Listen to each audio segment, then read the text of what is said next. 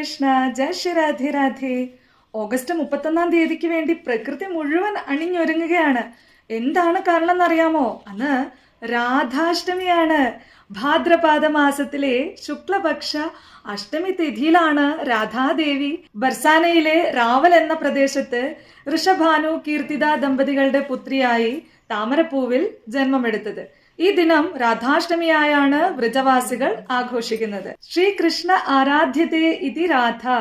രാധാദേവി ഇല്ലെങ്കിൽ പരമപ്രേമ ആനന്ദത്തെ എങ്ങനെയാണ് ഭഗവാൻ ശ്രീകൃഷ്ണൻ അറിയാൻ സാധിക്കുക? ആ പരമപ്രേമ സ്വരൂപിണിയായ രാധാദേവിയെ നമ്മളും ആരാധിക്കണം. ആ ദേവിയുടെ ജന്മദിനത്തെ ആ ഭഗവാനുള്ള അർച്ചനയായി നമ്മൾ ചെയ്യുകയാണെങ്കിൽ തീർച്ചയായിട്ടും നമ്മളുടെ ജീവിതത്തിൽ രാധാദേവിയുടെ അനുഗ്രഹം ഉണ്ടാവും. ഈ ദിവസം വ്രതം എടുത്തുകൊണ്ട് രാധാദേവിയെ പ്രീതിപ്പെടുത്തുന്ന സകല സ്ത്രീജനങ്ങൾക്കും രാധാദേവിയുടെ അനുഗ്രഹം ഉണ്ടാവുന്നതാണ്.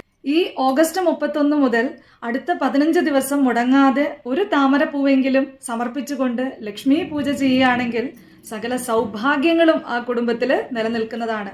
ലക്ഷ്മി പൂജയ്ക്കുള്ള 15 ദിവസം കൂടിയാണ് ഈ ഭദ്രപാദ മാസത്തിലെ അഷ്ടമി തിഥി തൊട്ട് വരുന്ന 15 ദിവസങ്ങൾ. എല്ലാവർക്കും ഭഗവതിയുടെ അനുഗ്രഹം ഉണ്ടാവട്ടെ. സർവം ശ്രീ രാധാകൃഷ്ണാർപ്പണമസ്തു. ജയ ശ്രീ രാധേ രാധേ.